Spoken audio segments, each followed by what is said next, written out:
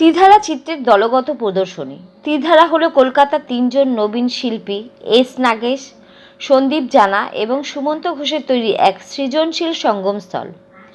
তাদের প্রত্যেকেরই একটি অন্যান্য শৈল্পিক দৃষ্টিভঙ্গি এবং চিত্রকলার একটি স্বতন্ত্র শৈলী রয়েছে।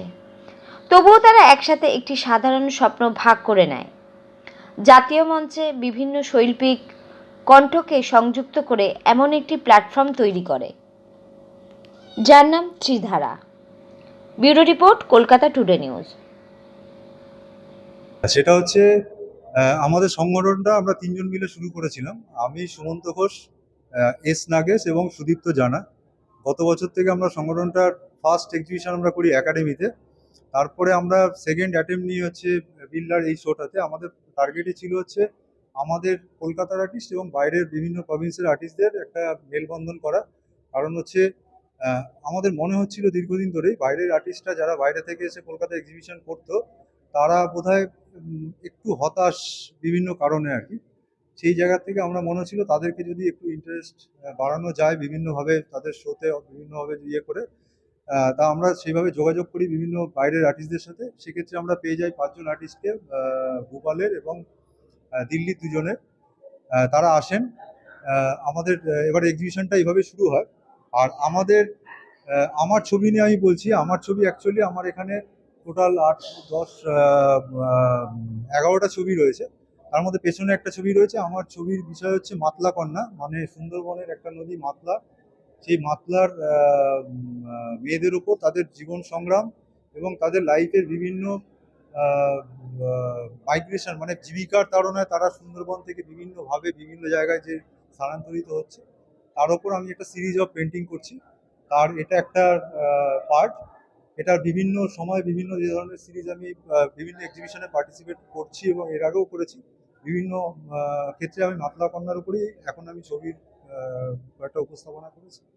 এই হচ্ছে ব্যাপার। আমি কামনা করি আপনাদের মাধ্যমে মেসেজটা সবার কাছে যাক, যে আমাদের এক্সিবিশনে সবাই আসুক এবং আমরা যে চেষ্টাটা করছি, হয়তো খুব ছোট একটা চেষ্টা, কিন্তু এই চেষ্টার মাধ্যমে লোকজনের কাছে একটা মেসেজ যাক যে আমরা বাইরের আর্টিস্টরা এখানে আসছেন, আপনারা আসুন, দেখুন এবং কিছুটা হলেও আমাদেরকে সমর্থন করুন।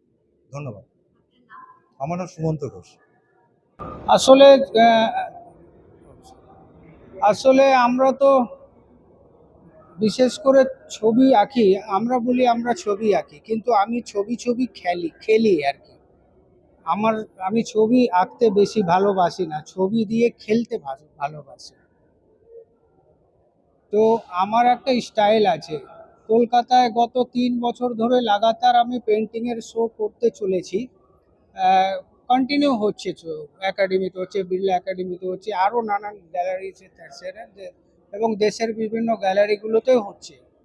কিন্তু এখন বিষয়টা হলো, সবাই মিডিয়া আমাকে জিজ্ঞেস করে আপনার এত সুন্দর আঁকা ছবি।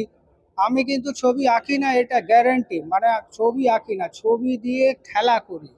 ওই খেলা করতে করতে করতে করতে করতে করতে কিছু লোক আমাকে শিল্পী হিসেবে চেনে। এই যে আমার পেছনে যে ছবিটা দেখছে, এটা একটা বড় ওয়াল, 8 ফিটের একটা ওয়াল। এই ওয়ালের মধ্যে আমি ঘুঁটে পেতেছি। এবার ঘুঁটে পেতেছি মানে ঘুঁটেটা একটা প্রিন্ট মেকিং বলে একটা মিডিয়াম আছে, গ্রাফিক্স ডিপার্টমেন্টের অন্তর্গত এই মিডিয়ামটা পড়ে, যেটা আর্ট কলেজেও শেখানো হয়। তো আমি কিছুদিন আগে মনোপ্রিন্টের একটা ওয়ার্কশপ করেছিলাম। আমার একজন দাদা আছেন, বিশ্বজিৎ মণ্ডল, উনিও আর্টিস্ট। তো উনি সেই ওয়ার্কশপটা করিয়েছিলেন। সেই ওয়ার্কশপটা দেখলাম, আমি খুব ইন্টারেস্ট পেলাম।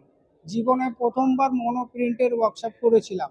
সেই মনোপ্রিন্টের ওয়ার্কশপটা দেখে আমার মনে হলো, বাহ, এটা তো দারুণ জিনিস। দাদা, এটা কি কলেজে শেখানো হয়? আমি বললাম, উনি বললেন, হ্যাঁ, এটা একটা গ্রাফিক্সের পার্ট। তা বললাম, তাহলে তো আমি যেই ফর্মে কাজ করি সেটা থেকে তো আমার এই কাজটা করতে আরো সহজ হয়ে যাবে। তাহলে কি করবে তুমি? আমি বললাম, ঠিক আছে, তাহলে ঘুঁটে পাতি। আর প্রথমে ঘুঁটে পাতবো দেয়ালে। অনেক দিন ধরে ইচ্ছে আছে, তো আঁকতে তো পারি না, পাততে পারলাম। তো সেই ওই আমার পাতার এই চিহ্নটা, ঘুঁটে পাতা। আগামী দিনে আমাদের 500 বছর আগে থেকে দেখা গেছে হাজার বছর আগে থেকেও দেখা গেছে ঘুঁটের একটা ইতিহাস আছে আমাদের বাংলায় বলুন বা ভারতবর্ষের বিভিন্ন অঞ্চলে বলুন, বিহারে বলুন বা উড়িষ্যায় বলুন, এই ঘুঁটে কালচারটা অনেক যুগ যুগান্তর দিয়ে ধরে চলে আসছে। তখন সেই ঘুঁটেটা প্রাসঙ্গিক ছিল, কিন্তু আমরা ভুলে গেছি যে আজও ঘুঁটেটা প্রাসঙ্গিক। আমরা আমাদের ভারতবর্ষের 80% গঞ্জে এখনো ঘুঁটে কালচারটা আছে এবং ঘুঁটেটা বহু পরিবারকে বাঁচিয়ে রেখেছে। সেই আশা নিয়ে সেই ফিলিংসটা জাগানোর জন্য, সেই ফিলিংসটাকে আমার ফিলিংসটাকে আপনাদের বোঝানোর জন্য এই ঘুঁটের ইমপ্রেশনটা আমি 8 ফিট কাগজে দিলাম এবং তার যে রিয়েল ফিলিংসটা যাতে ভিউয়ার ফিল করে তার জন্য নিচে আমি কিছু রিয়েল ঘুঁটে দিয়ে দিলাম। আমার রিয়েল ঝুড়ি এবং রিয়েল কিভাবে তারা ঘুঁটে ঝুড়ির মধ্যে রাখে, কিভাবে মাথায় বহন করে নিয়ে যায়। এইটা একটা ইন্ডিয়ান কি বলে ওটাকে, আমার খেয়াল আসছে না, মানে একটা ইন্ডিয়ান ট্র্যাডিশনাল ফিউল জ্বালানি।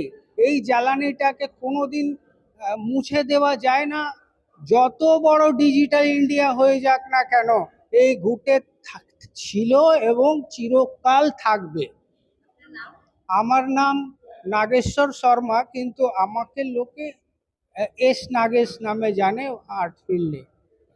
थैंक तो बेसिकली जो मेरा काम है वो ट्री से कनेक्टेड है एंड जो ट्री और ह्यूमन बीइंग का जो एक रिलेशन है, कनेक्शन है, वो मैंने अपने काम में दिखाने की कोशिश की है।